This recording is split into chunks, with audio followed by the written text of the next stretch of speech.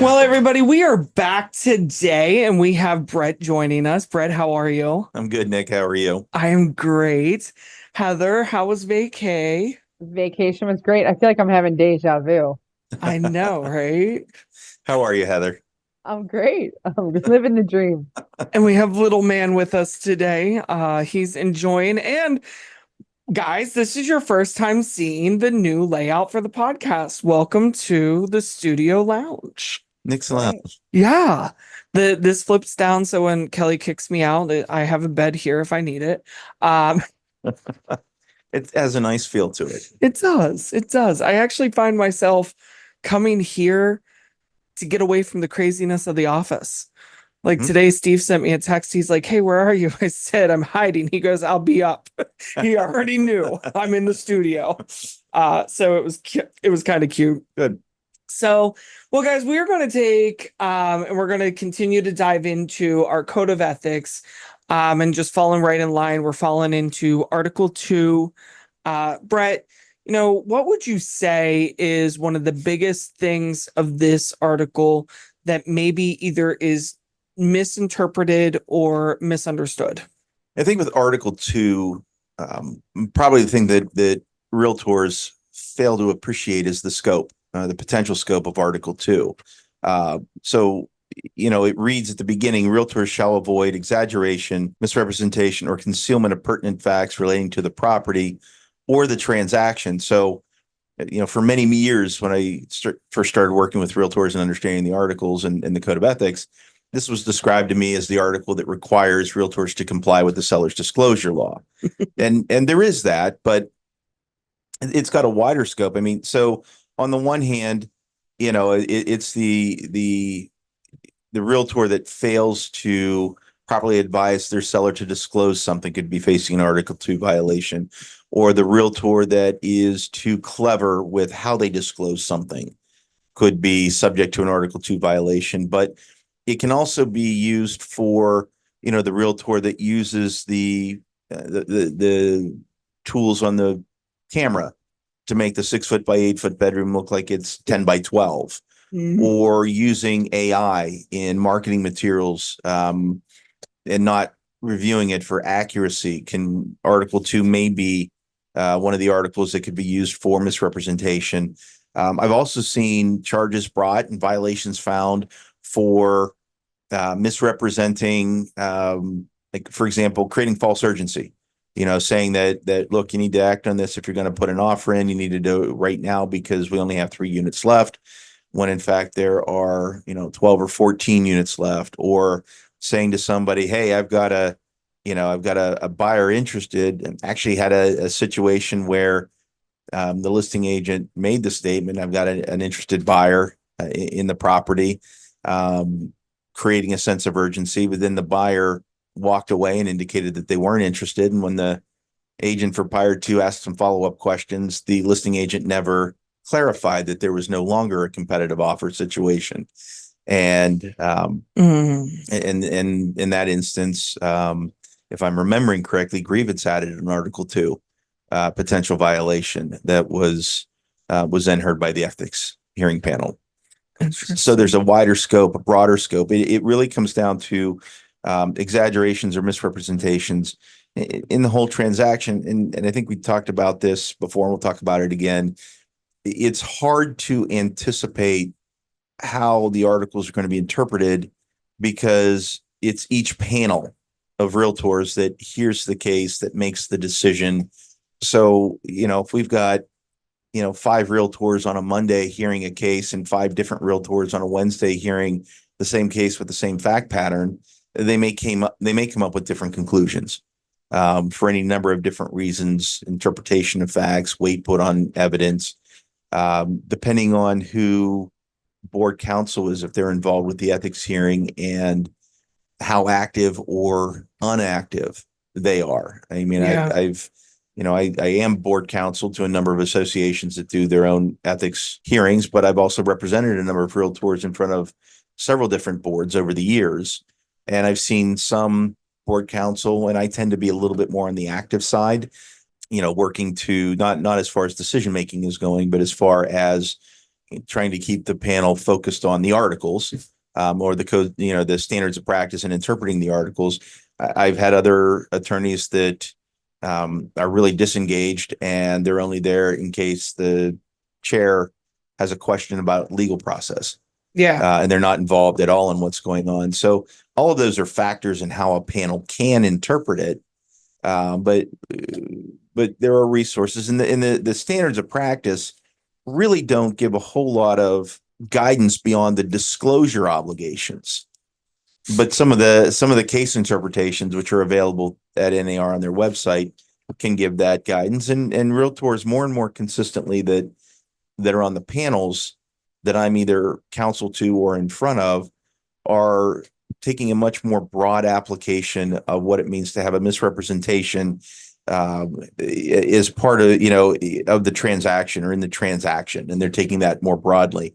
Yeah. And I'm generally okay with that, because the way I view that is that the realtors are holding other realtors to a higher standard of care. Yeah, for sure. And I'm okay with that. All right. So, Brett, I would ask the question of this.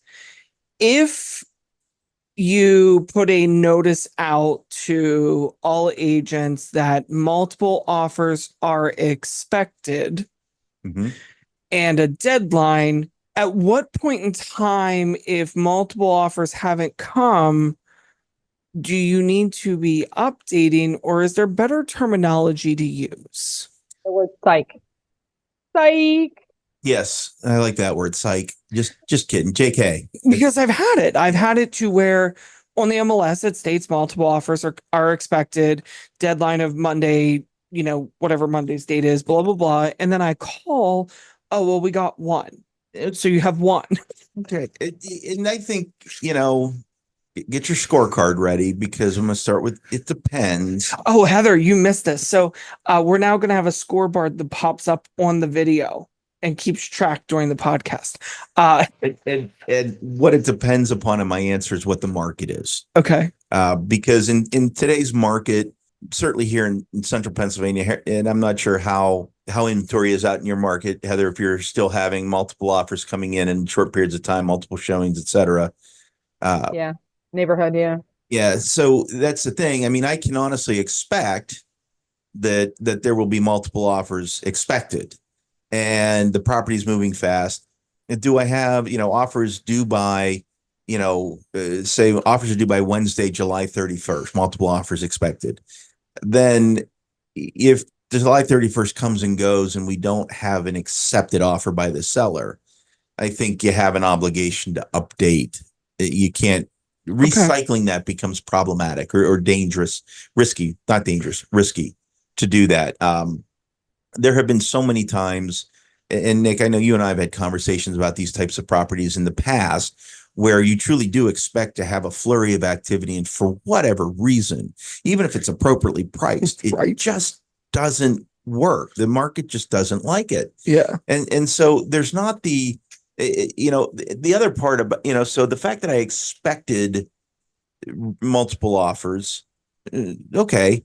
And, now it's different if I'm in, a neighborhood where the average sale price is $178,000 for a 3-bedroom, 1.5 bath, and I have a 3-bedroom, 1.5 bath, not unique, and I'm offering it for $650,000. Yeah. Multiple offers expected. All right, that's a bit extreme. Multiple laughing fits might be expected. So, the other aspect of that, though, is keep in mind that, the words in there, that it is, facts relating to the property. Well, that wouldn't necessarily relate to the property. Okay. Or because it's not about the property or the transaction. Okay. And you don't have a transaction yet. Yeah. Yeah. So it's more along the lines of, once we're under contract, and this is how I've consistently seen Article 2 applied, is when you're in the contract or in the transaction. And I've seen panels apply transaction to be, once I've submitted the offer and we're negotiating, that's in the transaction. Once I'm talking to you about putting together an offer, then I've seen panels say that's in the transaction for realtors, because our transaction starts when we start talking to the other side. Yeah. As opposed to if I put something in the MLS and I'm saying multiple offers expected, that's not within the transaction. I've never seen, and I would be shocked if an ethics hearing panel wanted to use that as being in the transaction. Where else would you think that this would come into play? It's definitely a small article, guys. Yeah. I mean, it really does come into the biggest role on it really is on the disclosure aspect of the property. It really, it can be in the marketing materials. It can be in the MLS on there. It is beyond the seller's disclosure form and the descriptions there. I have seen it applied in the marketing side, the marketing materials. Let's talk about that. Yeah. Let's talk about that because of people dropping couches. I literally, and I think I even mentioned this on one of the podcasts. I was showing a house, and you want to talk about exaggeration and misrepresentation. You look at the first photo, and it shows a 3-seater couch in the living room. We get to the living room, and there is no way that a 3-seater couch was fitting between the foyer door and the bottom of the staircase. It was staged, wasn't it? It was virtually staged. Uh-huh. So what about that type of misrepresentation? I think that's potential Article 2 violation. Yeah. Because you've created a scenario. Well, it fits if you can get it in the room. If you get it from IKEA and you build it in the room, it's going to fit just fine. You're never Get getting it out the door. But you're never going to get it out unless you disassemble it. I think that is the type of thing that an ethics hearing panel could find to be a violation, because there's no realistic way to get that couch in there. Yeah.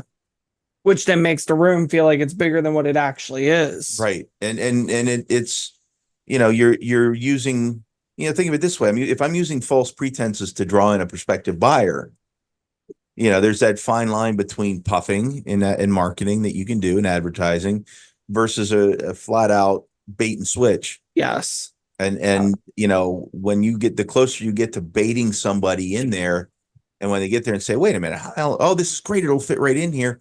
Your typical buyer is so enamored by the space in the house that they're not thinking about the logistics of getting the couch in there. They're checking to see, will it fit, not will it fit through the door. And, I would fully anticipate both of you with your buyers would be like saying, hey guys, it might fit when, you might be able to put it in here, but how are you going to get it in here? Think about your average agent. Oh, no, it wasn't the fact even of how to get it in. Once you got it in, you couldn't get through the front door because it was right there. Gotcha. And then you couldn't get up the steps because it literally would have taken up the entire width of that wall. So you would have had to climb on the couch to get on the stairs and climb over the couch to get out the front door every day of your life. Reminds me of an apartment that a buddy of mine had when we were in college. You literally had to climb over the ottoman or the over the arm of the armchair to get in and out of get in and out. Yeah. Well, let's talk about something similar on the lines because people have Photoshop. Yeah. I mean, everybody likes to put a good filter on. People look better with a good filter sometimes. Then reality sets in. Nope. So talking in reference to misrepresentation, it has, people have put, sky colors, different sky colors, or, this is what it looks like at sunset, etc.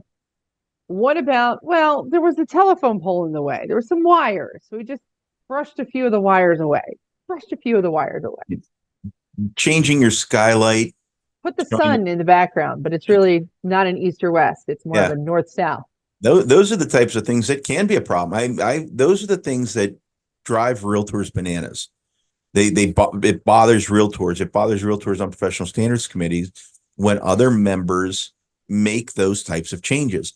If you're airbrushing out or photoshopping out the power lines, we've all, I've heard all the stories about buyers who don't want to be anywhere near power lines. Yep. The beautiful view out the window shows the lake, but you photoshopped out the tenement building between you and the river.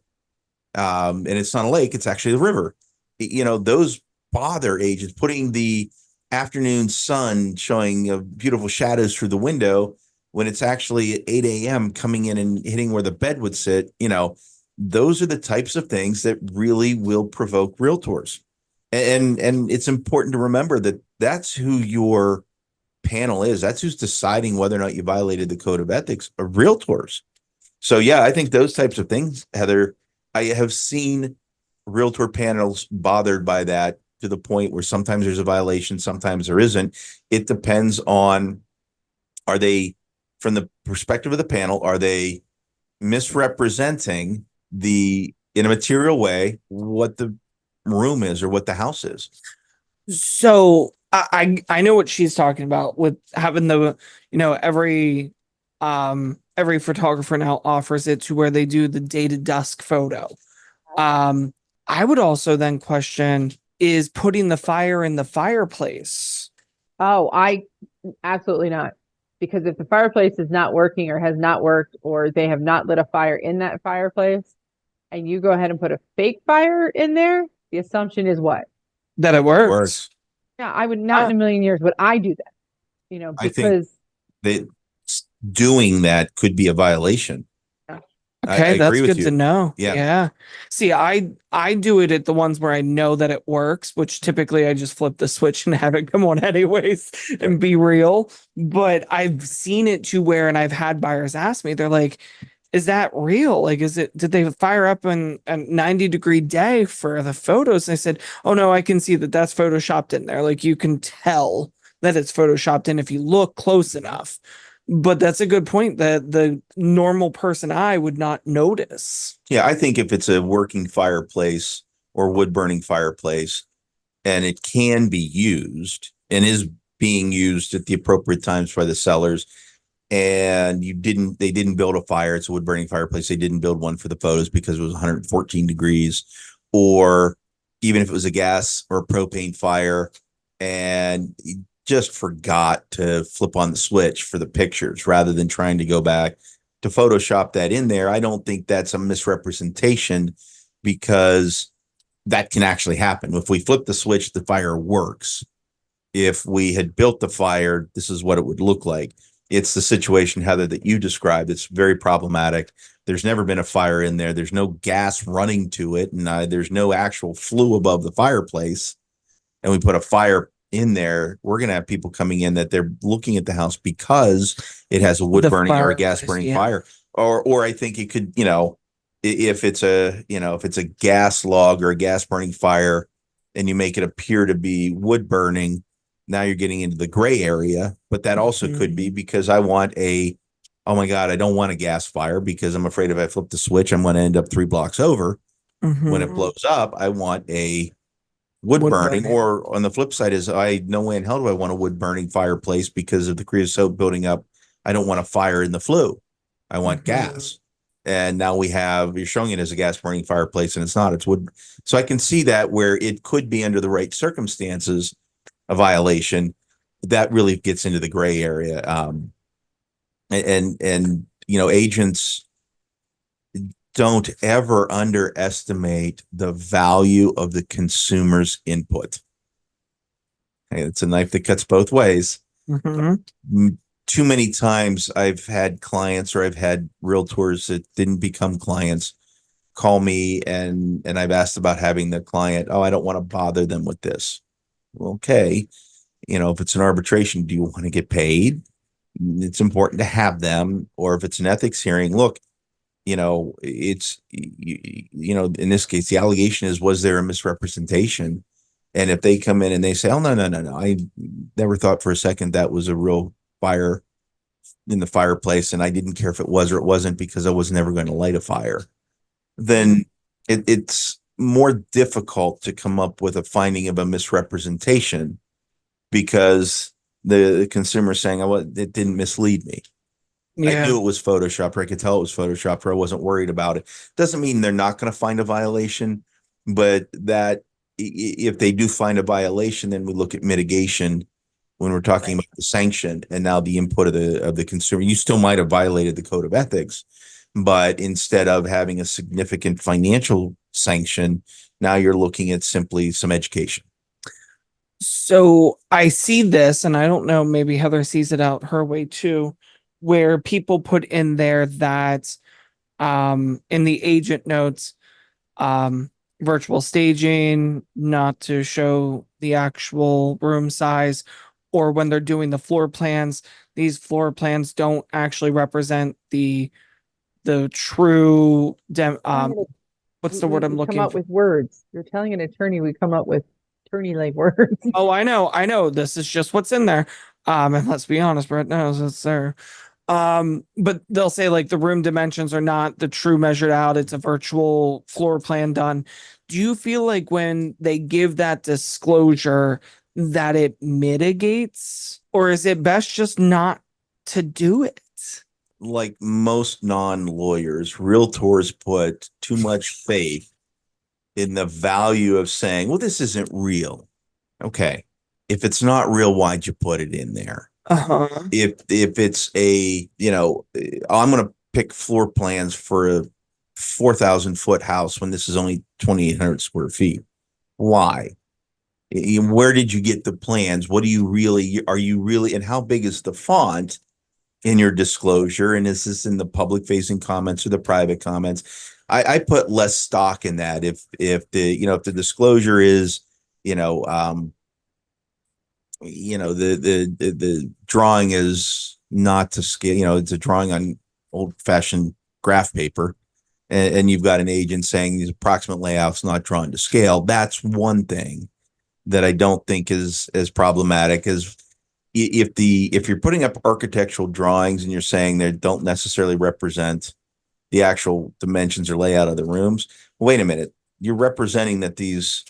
Well, so what I'm talking about is photographers now have the ability that they walk around, they just scan the house with their phone, and it then gives a scale like of, so like it's nice because then you can see when you walk in the door, the living room's here, the kitchen, like you can see the layout.